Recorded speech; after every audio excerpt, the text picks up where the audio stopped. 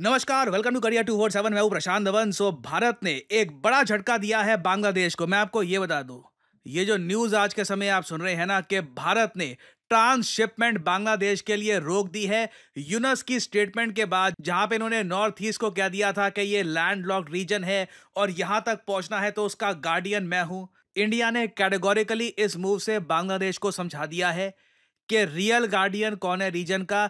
जो ये transshipment facility Bangladesh की खत्म करी है ना, एक ऐसे टाइम में जब बांग्लादेश को डेस्परेटली और एक्सपोर्ट डेस्टिनेशंस चाहिए थी, ये एक ब्रिलियंट मूव है। आप अगर मुझे बोले ना इस मूव को रेट करें, I would rate it A 10 out of 10 move. क्योंकि आप अगर रिसेंटली देखो ना, डोनाल्ड ट्रंप ने ऑलरेडी बांग्लादेश को बहुत बड़ा झटका दिया है टैरिफ के रूप में। भारत पे जो टैरिफ लगाए हैं यूएसए ने, रेसिप्रोकल टैरिफ, ये 26% है। ठीक है, और इसमें भी अभी ट्रेड डील की बातचीत चल रही है। हो सकता है कि ये टैरिफ इन द फ्यूचर काफी हद तक कम हो, टाइम लगेगा बट कम हो सकते हैं। मगर बांग्लादेश पर यूएस ने लगा दिए हैं 37% टैरिफ। कम शब्दों में यह समझ लीजिए, भारत और बांग्लादेश दोनों टेक्सटाइल मतलब टी शर्ट, कपड़े वगैरह, ये काफी कुछ एक्सपोर्ट करते हैं यूएसए को। तो अब जो टी शर्ट 100 रुपए की इंडिया में बनी हुई पहुंचेगी यूएसए में, ये बिकेगी 126 रुपए की। बांग्लादेश में बनी हुई बिकेगी 137 की। आप गेस कर सकते हैं रिटेलर होलसेलर कौन सी जो टी शर्ट है उसको प्रेफर करेंगे, प्रॉफिट मार्जिन कहां पे ज्यादा होगा और कौन से देश को ज्यादा बेनिफिट होने वाला है। आपने रिसेंटली सुना होगा मोहम्मद यूनस ने यूएस गवर्नमेंट को यह भी कहा कि कुछ महीनों के लिए ये टैरिफ मत लगाइए, बहुत नुकसान हो जाएगा, इससे तो हमारी इकोनॉमी सस्टेन नहीं कर पाएगी, सरवाइव नहीं कर पाएगी।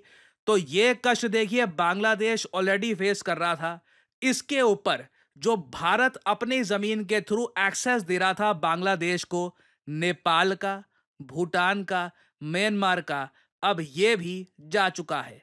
सरल भाषा में समझाता हूं कि ये ट्रांसशिपमेंट फैसिलिटी थी क्या, और क्यों बहुत सारे भारतीय संगठन लंबे समय से भारत सरकार को कह रहे थे कि आप ये सब क्यों कर रहे हैं, बांग्लादेश की हेल्प भारत क्यों कर रहा है, ये हेल्प हमको रोक देनी चाहिए। देखो ये समझ लो बहुत क्लियर लैंग्वेज में, हम एक टाइम पर बांग्लादेश की हेल्प किया करते थे बांग्लादेश के एक्सपोर्ट्स बढ़ाने में।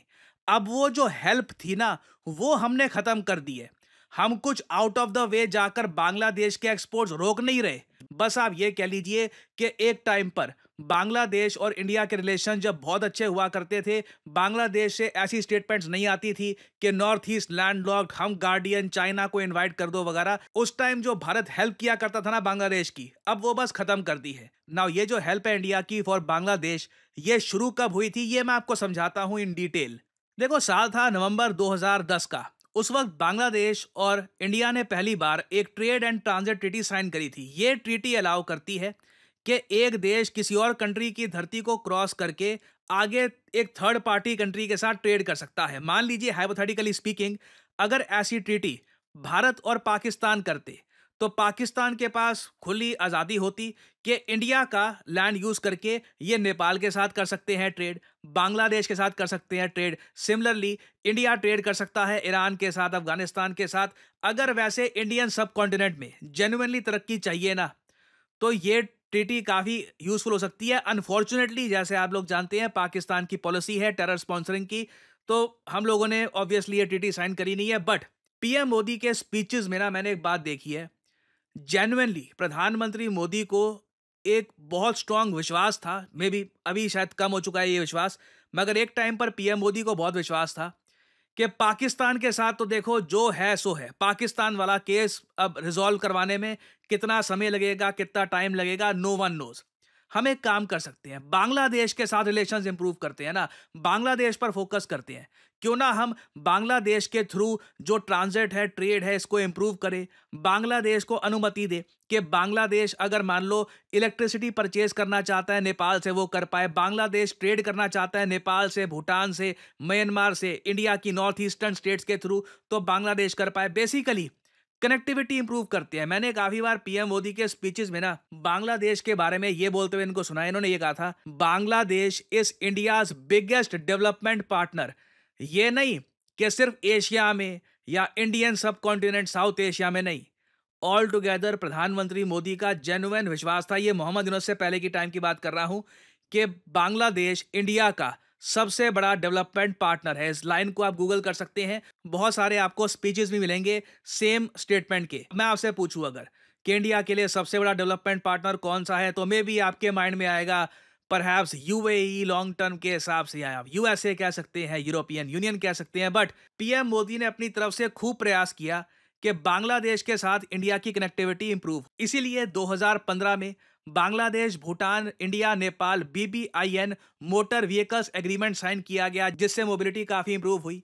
उसके बाद 2020 में भारत ने सर्कुलर जारी किया कि बांग्लादेश की शिपमेंट्स को अब इजाजत है कि इंडियन लैंड कस्टम स्टेशंस का इस्तेमाल करके ये बिना कुछ पैसे दिए, देखो एक बार को यहां पे आप कह सकते हैं कि बांग्लादेश पहले भी तो नेपाल के साथ ट्रेड कर सकता था, हाँ कर सकता था, मगर उसमें इंडियन कस्टम्स को फी पे करनी होती थी। इंडिया ने 2020 को बांग्लादेश को यह कहा, आप नेपाल के साथ, भूटान के साथ, म्यांमार के साथ खुलकर ट्रेड करिए, हमारे जो भी ये ट्रेड रूट्स हैं आप यूज करिए, कुछ हमको पे करने की जरूरत नहीं है। उसके बदले में ऐसा नहीं है बांग्लादेश को फ्री में ये सब मिल गया। उससे पहले आप जाओ तो 2015 में एक प्रोटोकॉल साइन किया गया था पीएम मोदी के अंडर, जिसके अंडर बांग्लादेश अपनी वाटरवेज का एक्सेस भारत को देगा, ताकि भारत बांग्लादेश की वाटरवेज के थ्रू जो नॉर्थ ईस्ट इंडिया है इससे अपनी कनेक्टिविटी इंप्रूव कर पाए। मैं आपको एक बात बताता हूं, उस वक्त बांग्लादेश में जो बांग्लादेश नेशनलिस्ट पार्टी है और कई लोग बांग्लादेश में जो पाकिस्तान का समर्थन करते हैं,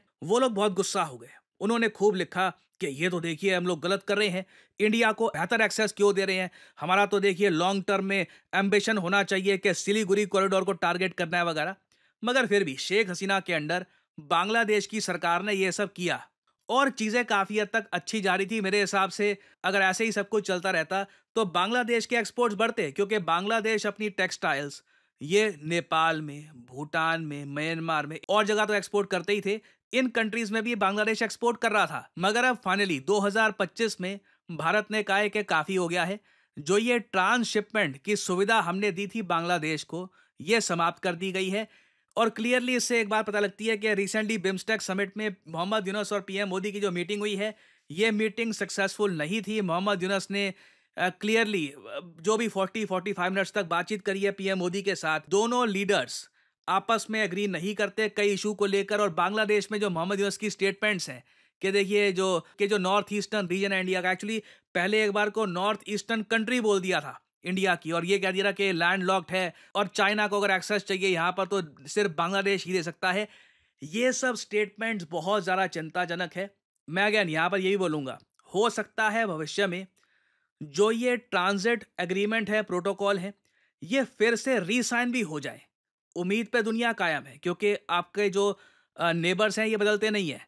इवेंचुअली देखिए हमारी उम्मीद तो यही है कि इंडिया के जो ये दो नेबर्स हैं बांग्लादेश, पाकिस्तान, ये अपने जो भी इवल प्लान्स हैं इनको छोड़कर जेन्युइनली ट्रेड ट्रांजिट की तरफ बढ़े, ताकि रीजन तरक्की कर पाए। बट अभी के लिए लगता नहीं है कि बांग्लादेश उसके लिए तैयार है। बांग्लादेश जिस राह पे निकल चुका है, जो अपनी हिस्ट्री ये इरेज कर रहे हैं, जो इंडिया के बारे में स्टेटमेंट्स दे रहे हैं, इंडिया ने अभी के लिए सही यही सोचा है कि परहैप्स ट्रांजिट वगैरह एक्सेस देने से बांग्लादेश को कुछ फ़ायदा नहीं है, कुछ इससे ऑल टुगेदर पॉजिटिव आउटपुट नहीं आएगा। और आई थिंक बांग्लादेश इस टॉपिक के बारे में रिएक्शन देगा बहुत ही जल्द, और हमें जानने को मिलेगा कि यहाँ पर क्या होगा। कुछ अपडेट्स आती हैं तो मैं आपके लिए अपडेटेड वीडियो लाता रहूँगा। और फाइनली यहाँ पर मैं ये भी ऐड कर दूं कि जैसे कि आप लोग जानते हैं कि एक्सिस बैंक और करियर 247 मिलके आपके लिए लेके आए हैं द PBRM प्रोग्राम। इसके अंडर आप एक्सिस बैंक में एक डेप्यूटी मैनेजर के रूप में ज्वाइन कर सकते हैं। आपकी सैलरी होगी पर एनम 6.3 लाख रुपीस, और साथ में जो आपके अलग से इंसेंटिव होंगे उससे आप और ज़्यादा कमाएंगे। तो आपको करना सिंपली यहाँ पर क्या है, आप जो ये वीडियो अभी देख रहे हैं इसके नीचे यहाँ पर जाओगे, आपको कमेंट में, पिन कमेंट में लिंक मिल जाएगा, boost your career in the banking sector. ये यहाँ पे लिंक होगा, इस लिंक पर करिए क्लिक और फिर आपके सामने ये खुल जाएगा। यहाँ पर अपना मोबाइल नंबर यहाँ पे आप डाल सकते हैं और आपको यहाँ पे रजिस्टर करना है, और उसके बाद जो भी यहाँ पे फॉर्म है ये पूरा भर दीजिएगा। उसके बाद देखिए प्रोसेस क्या होगा, ये मैं आपको समझा देता हूँ। पहले तो देखिए आप एप्लीकेशन अपनी फिल करोगे, हाँ इसकी जो एलिजिबिलिटी है ये समझ लीजिए, 21 से लेकर 28 साल के अगर आप हैं तो ही आप यहाँ पे एलिजिबल हैं। कई लोग हैं जो इससे यंग होते हैं, ओल्डर होते हैं, वो भी फॉर्म भर देते हैं। प्लीज़ मत भरिएगा, बिना बात पे आपका भी टाइम यहाँ पर स्पेंड होगा। अगर आप एलिजिबल हैं तभी फॉर्म भरिएगा। और साथ ही साथ एक रिक्वायरमेंट है, आपके पास वर्क एक्सपीरियंस होना चाहिए। आई एम सॉरी, एक रिक्वायरमेंट है, आपको 6 महीने का कहीं भी किसी भी सेक्टर में वर्क एक्सपीरियंस रिटर्न फॉर्म में आपको दिखाना है। ऐसा नहीं कि वर्बली कि हाँ मैंने वहाँ पे काम किया था। आपके पास प्रॉपर प्रूफ होना चाहिए कि आपने 6 महीने कहीं पे काम किया है। मुझे पता है आप में से कई लोग कहते हैं कि सर बिना वर्क एक्सपीरियंस वाला लेके आइए। देखिए, हम लोग कोशिश कर रहे हैं, करियर 247 में हम लोग पूरा प्रयास करेंगे कई बैंक्स के साथ पार्टनरशिप करके ना इसी तरीके के प्रोग्राम्स आपके लिए लेके आए। कई बड़े बैंक्स हैं भारत में, फेडरल बैंक, आईसीआईसीआई बैंक, कोशिश करेंगे लेके आए। हर बैंक की अपनी रिक्वायरमेंट्स होती है, तो हमें उसके हिसाब से चलना पड़ेगा, ठीक है। तो अगर आप एलिजिबल हैं तभी ये फॉर्म प्लीज फिल करिएगा। आपकी करियर 247 के काउंसलर से बात होगी। आपको एक इनिशियल पेमेंट करनी होगी 300 रुपए की। उसके बाद आपका टेस्ट लिया जाएगा, मैथ, रीजनिंग, इंग्लिश कम्युनिकेशन, ये सब चीजें आपकी टेस्ट की जाएगी। टेस्ट जनरली काफी इजी रहता है। उसके बाद देखिए, करियर 247 जब चेक कर लेगा कि आप एलिजिबल हो, उसके बाद आपका एक सेकेंड इंटरव्यू राउंड होगा जो कंडक्ट करेगा एक्सिस बैंक। और फिर final offer letter Axis bank द्वारा आपको सेंड किया जाएगा। और इस प्रोग्राम की देखिए आपको एक फीस भी भरनी होगी, 2 लाख रुपीस पर जीएसटी। मगर ये जो फीस है ये आप लोन के थ्रू भी भर सकते हैं। और जो ऐसे आपको स्टाइपेंड मिलना शुरू हो जाएगा 3rd और 4th मंथ से ही, उससे ही आपकी अर्निंग शुरू हो जाएगी। और जो आपकी सैलरी होगी उसमें कुछ ही महीने में आप जो ये अमाउंट है प्रोग्राम का, ये पे ऑफ कर सकते हैं। क्योंकि देखिए, इस प्रोग्राम के अंडर आपकी 4 महीने की ट्रेनिंग भी करेगा एक्सिस बैंक। याद रखिएगा, ये एक प्रॉपर प्रोग्राम है। ऐसा नहीं है कि सीधा एक छोटा सा प्रोसेस कर दिया, एक एग्जाम दे दिया, डेप्यूटी बैंक मैनेजर बन गए। आपको 4 महीने ट्रेन करेगा एक्सिस बैंक। एक कॉम्प्रहेंसिव प्रोग्राम है, एक आपका प्रॉपर तरीके से करियर स्टार्ट होगा। तो अगर आप इंटरेस्टेड हैं, एलिजिबल हैं, तो बिल्कुल एनरोल कर सकते हैं आप इस प्रोग्राम में। और इसी नोट के साथ ये है वीडियो का अंत। Thank you for listening and as I always say, may the gods watch over you.